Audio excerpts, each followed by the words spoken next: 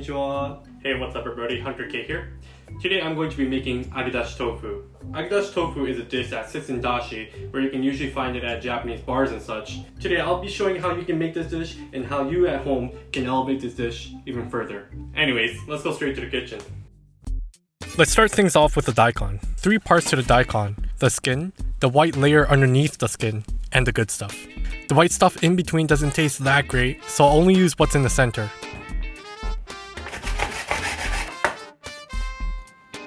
I heard you can use a spoon for this, but the last time I did that, the umami started to spill everywhere, and it was a total mess. I think the most important part about green onions is that you wash them thoroughly after you cut it, so it doesn't leave that sharp taste you get.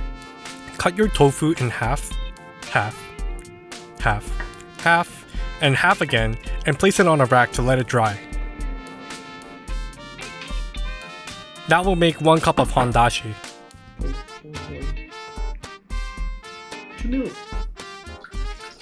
To make 1 cup of Hon Dashi is 2.2 mils.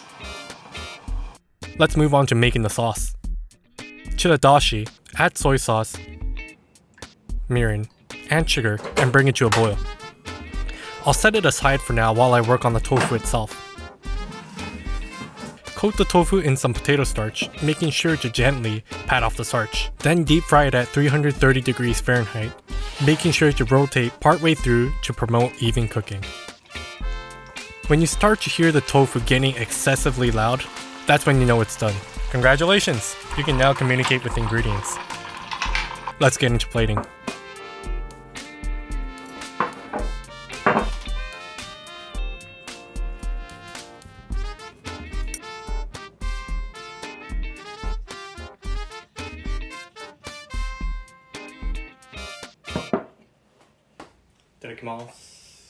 You gotta spread this stuff out. Take some sauce on your spoon, put it on just like that. Just go for it. It's a deep fried dish, but once you put this daikon radish stuff on with the ginger and the green onion, man, it does not feel heavy at all. Man, it feels so good. Oh, this feels so rewarding. It's so nice. Every time I go to a sushi restaurant or like a Japanese izakaya or something like that, I always get this. This is so good. Good thing I'm making some more of this. Let's get to level 2. Let's start with making dashi. Kombu in water and simmer it like this for the next 45 minutes. Take out the kombu and add your bonito flakes, then strain it out. 1 golden dashi ready to use. This time for the sauce, we'll add a few extra layers of flavors. Cut the stem off and slice it into eatable pieces. This part of the okra is a little hard, so I'll take it off and cut it on a bias. And I'll do the same for the carrot as well. This is the same sauce recipe as before, except this time I'm adding a few more layers of flavor. Add soy sauce, mirin, and sugar to the dashi and bring it to a boil.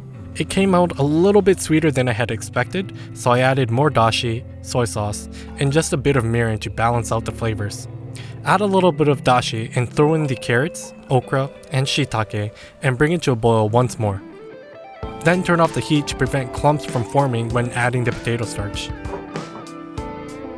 This is a classic Japanese garnish and it is by far one of my personal favorites. You can use the white sweet part of the leek and thinly slice it, then wash it in some cold water and I'll set it aside for now. This time, instead of potato starch, I'll sift all-purpose flour and start to remove moisture from the tofu by letting the flour absorb it and letting it sit for 15 minutes. If I could put this in simple words, this is very thin bread with tofu water. But we'll pat off the flour and put it back into the flour once more for 15 minutes. Before deep frying, I'll lightly coat it in flour once again and pat off the excess flour and place it into the oil at 330 degrees Fahrenheit. Another way to tell when the agedashi is ready is by looking at the visuals for a light brown color. Now let's go into plating.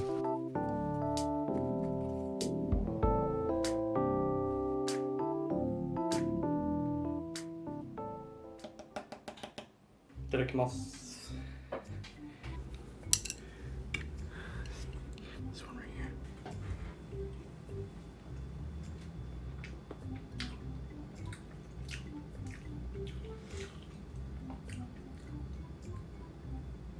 Hey, this is pretty good. Whoa, that's pretty good. You know, I didn't think it was gonna be that crispy. You know, but I think making this sauce with cornstarch, I think that maybe mixing this sauce with cornstarch was right on. It doesn't soak up the sauce as much, and this thing does not taste like bread or what I thought it was gonna be at all. This is pretty good, but this is pretty darn crispy. And I did a little bit of shooting with the cameras first before I ate this, and it is still crispy. Oh, I almost forgot to use the mayonnaise. I was gonna use this in level 1. I thought it was a great idea. Let's see how it goes.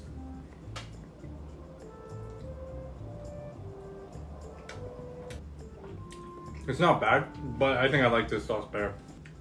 But I'll eat this solely off camera. I'll see you guys in a bit. I really enjoyed the gentle flavors from the second dish. Of course, you know, you're making the dashi from scratch. And you know, I put a couple of other ingredients in there to really enhance the flavor, to really amp it up, you know. And it was good. That's why I like Japanese cooking so much, because you're working with such subtle flavors, and even a millimeter's difference in, you know, some of the condiments like soy sauce you use really changes the whole entire profile, because you know, you add too much, all of a sudden it's too salty, and then you gotta adjust it a little bit with everything else. Anyways, I could ramble on about this forever. Thank you guys so much for watching, and I'll see you guys next time.